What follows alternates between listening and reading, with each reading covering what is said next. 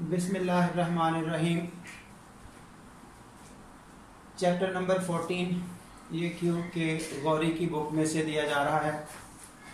इसमें हमारा current topic आ रहा है इम्पल्सिव मोशन। एक्चुअली जो टॉपिक कंटिन्यूड हैं वो हैं सब के सब अभी मैकेनिक्स के। तो मैकेनिक्स एक्चुअली साइंस है that is related with motion. तो यहाँ पर अब इम्पल्सिव मोशन के हवाले से कुछ क्वेश्चंस की डिस्कशन होनी है। तो उसमें सबसे पहले इम्पल्स ऑफ ए फोर्स किस चीज़ का नाम है?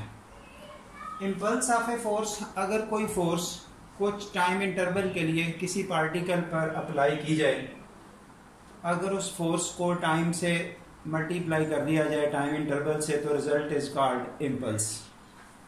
सो रिटन डेफिनेशन सामने है।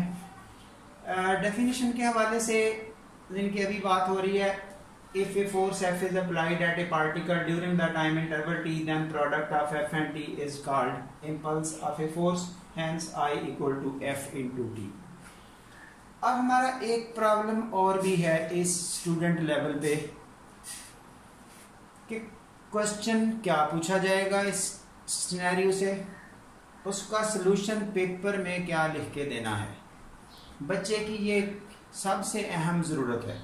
उस हवाले से आपको अभी साथ ही बताया जा रहा है कि लेक्चर के एंड पर आपको एज इट इज़ ये नोट्स फॉर्म में डाटा अवेलेबल होगा।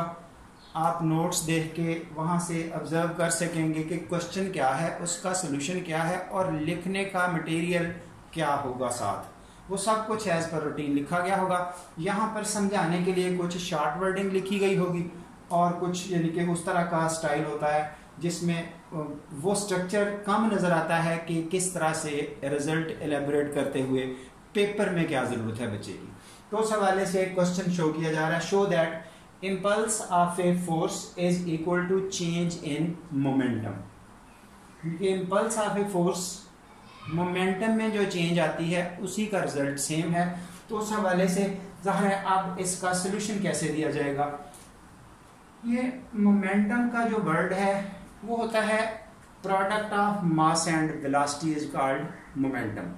तो जिन जिन चीज़ों की ज़रूरत होगी मोमेंटम और इम्पल्स में, तो वो सब कुछ यहाँ पे सपोज करके डाटा रिटन फॉर्म में आता है जब हम क्वेश्चन का सोल्यूशन देते हैं।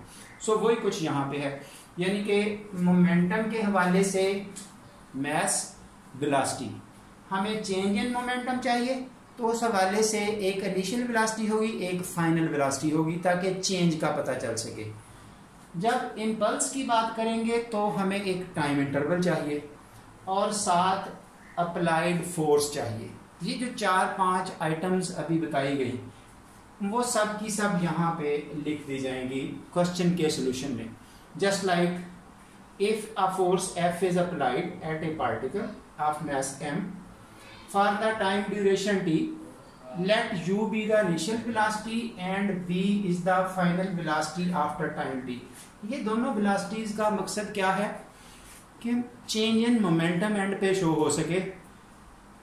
initial momentum क्या है और final momentum क्या है। उसके बाद acceleration का नाम f as per routine, then by definition we have I equal to F into t। ये F अप्लाइड फोर्स है, टाइम इंटरवल t है, I इम्पल्स की नोटेशन है। ये होगी इक्वेशन नंबर 1। उसके बाद एक्सेलरेशन को नोटेशन वाइज यहाँ पर F से डिनोट किया गया है। F इक्वल टू m ए जो इक्वेशन ऑफ मोशन चलती है वो अब बन जाएगी m इंटू F। इस a की जगह पर F यूज हो जाएगा और फिर इक्वेशन 1 आपके सामने फॉर्मेशन आ जाएगी I इक्वल टू mft। उसके बाद फर्दर जो न्यूटन्स इक्वेशन ऑफ मोशन है ये वो इक्वेशन है, ये वाली जो बिल्कुल मैट्रिक लेवल में मौजूद है। Final velocity, initial velocity, acceleration और टाइम। और इस स्टाइल से जो इक्वेशनें दी गई हैं ये हमारे रेक्टिलिनियर मोशन के चैप्टर में भी मौजूद है मैकेनिक्स में। तो उसी हवाले से जस्ट नॉमेनक्लेचर डिफरेंट करते हुए vf फाइनल वेलोसिटी अब v है, इनिशियल वेलोसिटी अब u है, एक्सेलरेशन f है। तो यहाँ से एफ ऑफ टी, इनके F T means V minus U. यही आपने ऐसे क्वेश्चन नंबर 2 में एफ टी की जगह पर पुट करनी है और इम्पल्स बन गया आपका एम इंटू दिस और finally M V minus M U. Product of mass and velocity, product of mass and velocity यानी कि ये भी मोमेंटम ये भी मोमेंटम, ये फाइनल मोमेंटम ये इनिशियल मोमेंटम, तो result is change in momentum. यही हम बताना चाहते थे, that is we were looking for, यानी कि impulse of a force is equal to change in momentum. यही हमारा रिजल्ट था, ये क्वेश्चन का प्रूफ है। नोट्स जैसे आपको बताया गया चैप्टर के एंड पे आपको मिल जाएंगे। हाँ जी, आप यहाँ पर अभी ये लेक्चर कंटिन्यू है इस फोर्स के हवाले से। यही लेक्चर की कंटिन्यूटी क्या है, इसके बाद आएगा अगर फोर्स आपकी वेरिएबल हो तो देन क्या कंक्लूजन, फिर भी यही है। सो आंसर इज यस, यानी कि फोर्स कांस्टेंट है या वेरिएबल है, रिजल्ट इम्पल्स का चेंज इन मोमेंटम ही आएगा।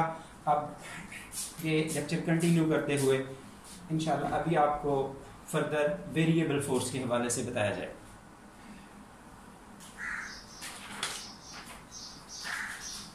When the force is variable, ये लेक्चर कंटिन्यू है।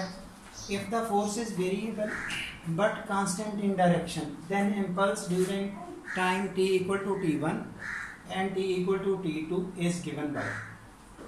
अब आपको यहाँ सिर्फ मेंशनेबल चीज एक इंटीग्रल है, क्योंकि जिस वक्त डाटा कंटिन्यूस फॉर्मेट में आता है उस वक्त इंटीग्रल, जिस वक्त डिस्कनेक्टेड या डिसकंटिन्यूस फॉर्म में आता है, डिस्क्रीट फॉर्म में आता है, उस वक्त सिग्मा। ये इंटीग्रल और सिग्मा का फर्क है। और यहाँ पर फोर्स वेरिएबल है, यानी कि टाइम टू टाइम चेंज होती है। सो डिफरेंट टाइम्स पे डिफरेंट फोर्स को इकट्ठा करने के लिए समेशन और कंटिन्यूस डाटा के लिए इंटीग्रल। तो इस वजह से ये इंटीग्रेशन ली गई है।